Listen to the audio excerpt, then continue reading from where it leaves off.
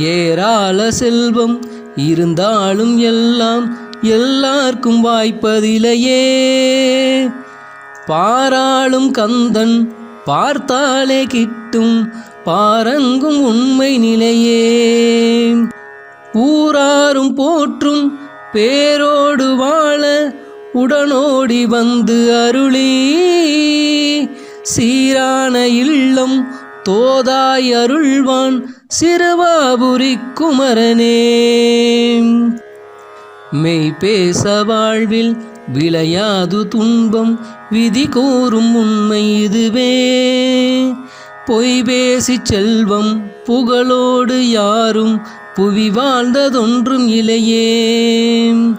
கையார வேளன் காலத்தேடி பற்ற கவிநாடும் இன்ப நிலையே.